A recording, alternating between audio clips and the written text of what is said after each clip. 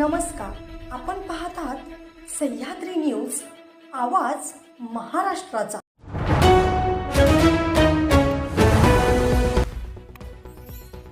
मदनवाडी इथं कृषी मित्र agro मॉलला Spain व जर्मन पाहुण्यांनी दिली भेट। हरित क्रांतीमुळे देश अन्नधान्याच्या बाबतीत स्वयंपूर्ण झाला असला तरी शेतात अमर्यादित रासायनिक खतांच्या वापरामुळे लोकांच्या आरोग्याची समस्या निर्माण झाली। वेगाने वाढणाऱ्या कर्करोगामागेही रासायनिक खते आणि कीटकनाशकांचा वापर हे कारण असल्याचं समोर आलंय। शेतीचा कस राखण्यासाठी आणि अधिकाधिक उत्पादनासाठी शेतात मोठ्या प्रमाणावर रासायनिक खतांचा वापर करण्यावर भर दिला जात आहे। शेतातील मृदा परीक्षण न करताच आपल्या मनाप्रमाणे खतांचा भडीमार केला जात आहे। याच कारणामुळे मुंबई येथील Vinod Lahoti chairman Geolife India Limited Mumbai या कंपनीचे नुकतेच मदनवाडी येथील कृषी मित्र ॲग्री मॉलला भेट देत जोडी फ्लूक स्पेन व ख्रिस जर्मन या प्रमुख पाहुण्यांनी येऊन शेतकरी व ग्रामस्थांना मार्गदर्शन केले। यामध्ये त्यांनी शेतकऱ्यांना माहिती देताना सांगितले, रासायनिक खतांमुळे शेती उत्पादनात भरघोस वाढ झाली आहे हे वास्तव आहे, परंतु त्याचवेळी शेत जमिनीबरोबर भोवतालच्या पर्यावरणावर याचा प्रतिकूल परिणाम दिसून येत आहे। रासायनिक खतांच्या माऱ्यामुळे मातीचा कस कमालीचा खालावतो, तसेच माती क्षारयुक्त होत आहे। अशी माती पीक उत्पादन घेण्याच्या क्षमतेची राहत नाही। त्यामुळे वर्षानुवर्ष रासायनिक खतांचा वापर केल्या जाणाऱ्या काही शेतांमधून उत्पादनात लक्षणीय घट होत असल्याच्या तक्रारी सुद्धा यायला सुरुवात झाली आहे। एवढंच नव्हे तर युरिया आणि DAP सारख्या खतांचा अधिकाधिक वापर केल्यामुळे मातीतील नैसर्गिक तत्वे लोप पावत आहेत। त्यामुळे मातीच्या कणांमध्ये पाणी साठवून ठेवण्याची क्षमता कमी झाली आहे।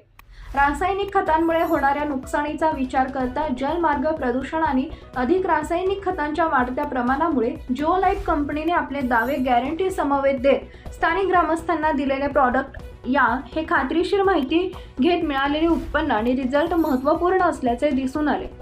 तसेच यामधून कोणताही परिणाम शेतीवर व उत्पन्नावर होणार नसल्याचे सांगितले। येथील शेतकऱ्यांनी घेतलेले पीक व त्यांनी घेतलेले प्रॉडक्ट व भेटलेला रिझल्ट याची माहिती पाहुण्यांना दिली व मार्गदर्शन केले।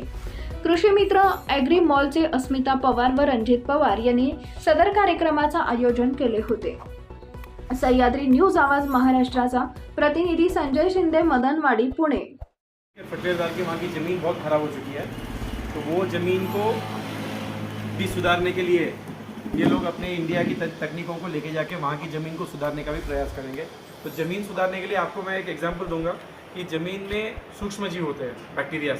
तो अलग अलग पोषण के लिए अलग अलग बैक्टीरिया होता है। नाइट्रोजन के लिए अलग है, फॉस्फोरस के लिए अलग है, पोटैश के लिए अलग है, zinc, iron, boron, manganese, copper, molybdenum, सबके लिए अलग, सिलिकॉन सर।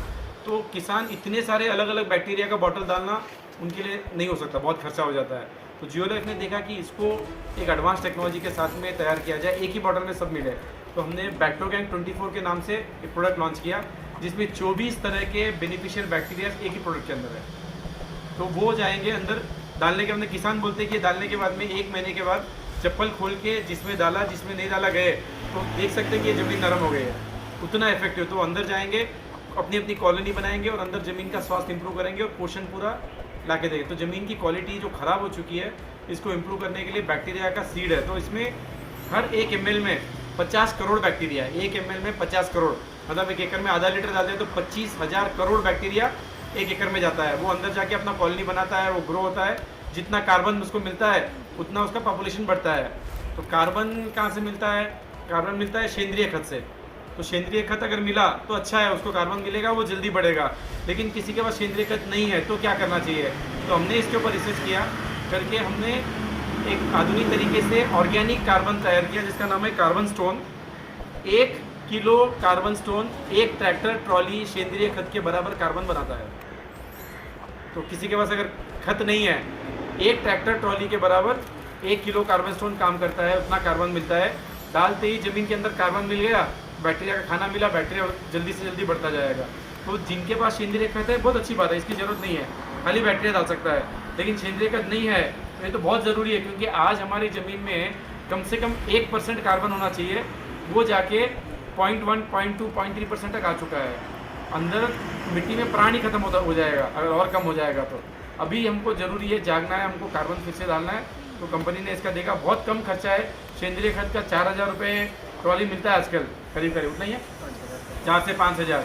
ये 1,000 रुपये में मिल जाता है, 1,000-1,100 रुपये में पूरा टैक्स के साथ में जो भी मिला के 1100 रुपये के अंदर आ जाता है। तो कम खर्चे में उत्पादन एकदम नैनो टेक्नोलॉजी के प्रोडक्ट से किसानों को फ़ायदा होगा, ज़मीन का स्वास्थ्य अच्छा होगा।